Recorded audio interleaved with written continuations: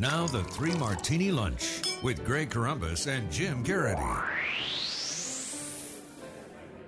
And welcome, everyone, to the Monday edition of the Three Martini Lunch. Along with Jim Geraghty of National Review, I'm Greg Corombos of Radio America. One day until midterm election day 2014. We're just about there. Those who haven't already voted absentee or through early voting will be going to the polls tomorrow, hopefully. And as we all know, the balance in the Senate is at stake, and we'll get to our individual predictions in some of those states later on. But we still do have good, bad, and crazy martinis. Let's start with the good. And Tavis Smiley has been pretty consistent all the way up to a couple days before the election day. He was on Face the Nation with Bob Schieffer and a whole host of other folks on Sunday, Jim. And Bob Schieffer basically said, if there's a huge Democratic turnout, it could save a few seats here for the Democrats, but you don't seem to think that there's a lot of reasons for them to be all that fired up. And Tavis Smiley once again explained why. And they come to you as if you're sort of, how might I put this, election day first responders. They send out the SOS. We need you to come save us once again. I think that's disingenuous. I think it's disrespectful. I think it's demeaning in North Carolina. You say that we want to move beyond race. We're in a post-racial America, and yet you played to the race card in North Carolina, in Louisiana, in Georgia.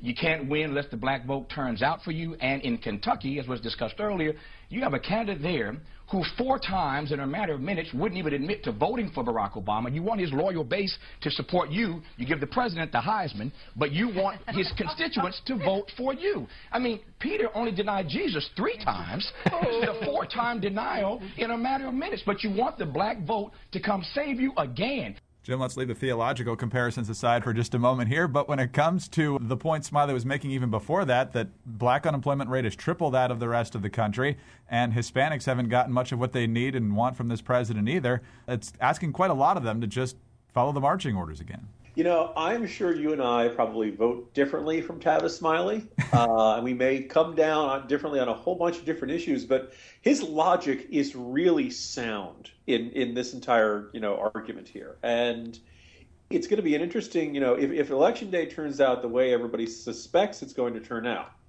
you may have Democrats really reevaluating the entire argument of, if you're a vulnerable red state Democrat, try to distancing yourself from the president. Maybe the lesson of this, the lesson of 2010, the lesson of 2006, is that you really can't distance yourself that much from an unpopular president. In the end, people are going to say, well, you're a Democrat, Obama's a Democrat. I don't care how much you insist you're different from him and you're different from Nancy Pelosi and you're different from Harry Reid. I know that most of the time you're going to line up with them, so I'm going to vote for the other guy. And so if you really are, particularly as dependent as Democrats have become on these demographics, that are kind of, they show up some years and they don't. African Americans and young voters and, Hispanics to a certain extent and single women in particular, then maybe you don't bother distancing yourself from the president. Maybe you concede the middle and you just try to drive up your base turnout as high as you can. And as much as you might think, oh, that's a crazy strategy. Well, the current strategy they're trying now doesn't seem to be working. And I think, Smiley, as much fun, as much relish as we're enjoying Obama not being invited to campaign with any Senate Democrat other than Gary Peters in Michigan, in a way, maybe he's got a really good point because most of these were all folks who were elected in 2008. He's why they're in the Senate in the first place for a lot of these incumbents, the Kay Hagans of the world. So they are kind of ingrates. And maybe at some point, if you really want to drive your base turnout, you have to do that rally with the president. And it's much better to say, you know what? I know everything hasn't turned out the way we wanted, but I voted for this guy twice. I'm proud of this guy, and I'm sticking with him. Rather than to say, it's nobody's business who I voted for in a presidential election year. On to the bad martini now. And yesterday was kind of closing argument day for the two parties on the Sunday morning chat shows. And on Fox News Sunday, it was Mitt Romney representing the Republican Party. And Jim, it was just last week when we were talking about the mysterious buzz a week before the midterms for a possible Jeb Bush presidential run that the base might not be all that excited about a Jeb Bush presidential run because his two most passionate issues are more left-leaning immigration reform policy and Common Core. So what does Mitt Romney use as the closing argument for the GOP? What you're going to see is when you have Republican House and Republican Senate, you're going to see a provision, first of all, to secure the border. Second of all, to deal with those who've come here illegally. And third, to make sure that our immigration policies are more open and transparent to the many people who do want to come here illegally. That's going to happen. You're going to see a bill actually reach the desk of the president if we finally have someone besides Harry Reid sitting in the Senate. Vote Republican for comprehensive immigration reform, Jim. No! Mitt, what are you doing? This is why everyone had trouble with you. So, and thus endeth Romney 2016.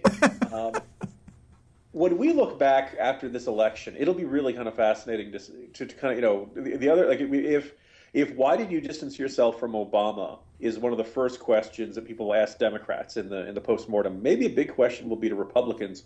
Why did, particularly post after the Children's Crusade, after, the border was awash in these little moppets and their scabies and all these other, issues dealing with the being flooded with children coming across the border. Why did you not drop amnesty like a hot potato and say, look, nothing is going to happen. We cannot have anything happen until the border is secure. That's not going to happen overnight. Maybe someday we can talk about how we're going to deal with this. But in the meantime, we got to secure the border. We got to go after people who are employing illegals and exploiting them and all that kind of stuff. We got to go after gang members. We got to go after drug dealers. We got to go after all these types and emphasize all that and give your base what it wants rather than these elites who keep insisting, oh, we'll have cheaper labor, America. Why antagonize your base? In retrospect, the story of this election cycle might be the both parties antagonizing their bases. All right, on to the crazy martini now, Jim. And if the Bruce Braley campaign has learned anything in Iowa, it's choose your surrogates well. Because you've got Bill Clinton. The Braley campaign or the Bailey campaign? Oh, that's number one. You had Michelle Obama and Bill Clinton calling him Bruce Bailey. Then the Obama administration tried to fix it, but they got Braley right, but then said in an email that he was running for governor, not senator.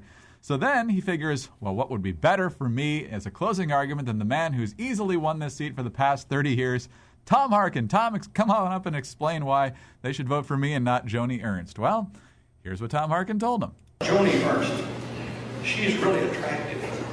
And she sounds nice. Well, I got to thinking about that. I don't care if she's as good looking as Taylor Swift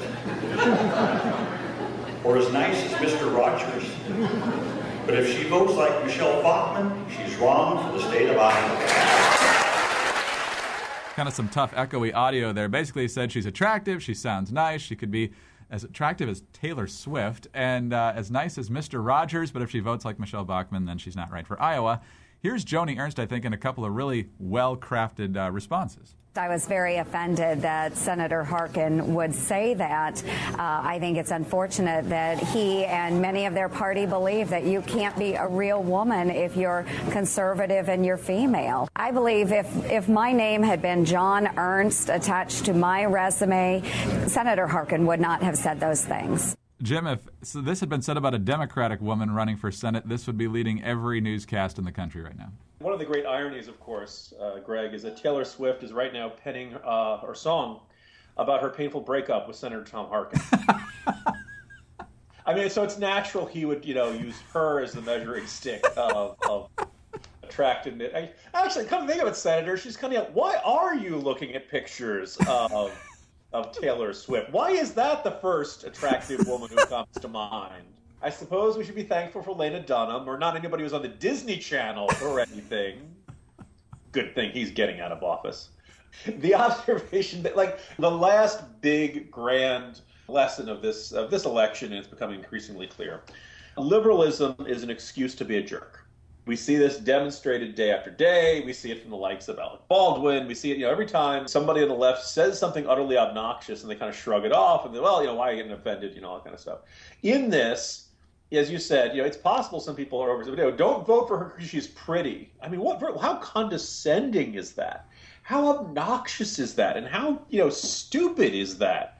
I think my friend Kurt Schlichter put it well when he said, that's Colonel Ernst to you. And this is Tom Harkin, who, maybe he was having a flashback to Nam, right, Greg? Probably unlikely, actually. Pretty unlikely. Pretty unlikely that would be the case. All right, real quick, Jim is off to do election night coverage at the Blaze, so he'll be out tomorrow and Wednesday. There will be 3 martini lunches, but right now is his last chance to kind of give his predictions for not only the Senate landscape, but any other House or gubernatorial races he wants to. Jim, you want to go first, or you want to hear mine first? Why don't you go first, and I'll correct you. Okay, sounds good. All right, in terms of the toss-up races, I think we can all pretty much agree on what the competitive races are. I think the Democrats hold on to North Carolina and New Hampshire, albeit narrowly. And for some reason, my gut just tells me Pat Roberts does not hang on in Kansas. That's the end of the bad news, though. I think Republicans win in Alaska with Sullivan. They win with Gardner in Colorado. They win with Cotton in Arkansas. And they take the three that we've always known they were going to take in West Virginia, South Dakota, Montana. Iowa, I've been going back and forth on just because it's a tough state. It's a Harkin seat. But given what we just talked about, I think that might put her over the top. And ultimately, that'll be important because if the other two seats go to runoffs, that means that'll be the clincher for a Republican majority. But I do think that Republicans will ultimately take Louisiana and Georgia, and I'm not sure Georgia's going to a runoff. I see really very little to pick at in your assessment there, Greg. I think one of the lessons I've taken from past cycles is don't really look for the upsets because they don't happen very often. If most of the polls show a candidate ahead, then it's probably going to turn out that way. Now, if you see something like New Hampshire, where, Brown has closed heroically, and most of the polls have one or the other ahead by a point or two, we can't really be surprised by either. Having said that, only a few polls have had Scott Brown ahead, and when he does it, but it's by a point.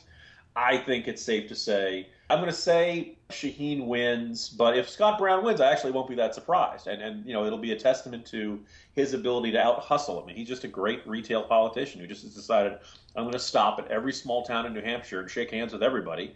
And, generally, that sometimes you can see that having big effects. I feel good about Joni Ernst. I think Cory Gardner. It's just an astounding early vote margin that the Republicans have accumulated in Colorado. It's expected, since you don't know exactly what the final turnout's going to be, but it's probably about half or maybe even more than half. And that's kind of a stunning amount. Tough margin for them to overcome that. I agree with your assessment on Georgia. If you asked me today, I'd say it's going to go to a runoff. It's very possible Purdue gets 49.8% or something like that and narrowly misses it. The precedent of this is 2008. Republicans won big in the runoff. Georgia Democrats will lose interest. And oh, by the way, that runoff is not until January.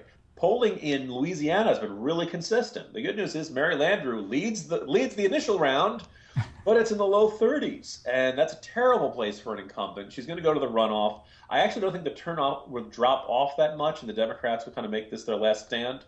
But I kind of, all the polling shows Cassidy pretty healthily ahead in the runoff polling numbers. I too think Pat Roberts is going to lose, not narrowly, and it wouldn't stun me to see him win. But I think if you're a Republican, you can't count on that one right now. North Carolina, Tom Tillis just can't seem to get a lead, even though it's really, really close. So I am just not counting on a GOP upset. I think it's safe to say that either New Hampshire or North Carolina will be the first ones that we will probably have a definitive decision out of that is meaningful. And if Republicans win either one of those, then it's Katie bar the door. Yeah, I think you're right about that. Not a lot of attention to the House. Most projections say Republicans pick up 9-10 seats, somewhere in that neighborhood. That's probably about right. On the governor's side, I think Walker survives, which is great news. Hopefully Greg Abbott wins huge. I'm sure he will. But the one downer is I think the chameleon will, in fact, win in Florida. Charlie Crist wins as a Democrat. Yeah, I completely agree. If you'd said to me early in the cycle, which are the most important competitive races, because something like Texas is, important, but it's kind of fun just to watch, does Wendy Davis hit 40? Yeah. And if she does badly, that's just going to be awesome. That's, we're just going to laugh and laugh and laugh. So I'd say the two most important races of the cycle in the gubernatorial races for Republicans were Wisconsin and Florida. Polling in Florida has been really, really close. If the fools in Florida want to get another round of Charlie Crist, you can't help some people, Greg. And it's too bad because I think Rick Scott has actually been a much more successful governor than people give him credit for. The state's doing pretty well. Yet, strangely enough, people don't seem to be giving him the credit for it. So the most important one probably for 2016 purposes, both for 2016 purposes and for the issue of public sector unions, Scott Walker needed to be reelected, and I think he's a pretty safe bet. Although I think it probably is only going to be about a 51-48, 52-48 range. That's about the ceiling for a Republican in a state like Wisconsin. That certainly is. So if you and I are anywhere close to being right, we'll be all smiles the next time we talk to each other on Thursday, and let's hope we are close to being right. Hopefully we'll be full of good cheer on Thursday, Greg. Jim Geraghty of National Review. I'm Greg Corombos of Radio America. Thanks for being with us today, and tune in on Tuesday for the next edition of the 3 Martini Lunch.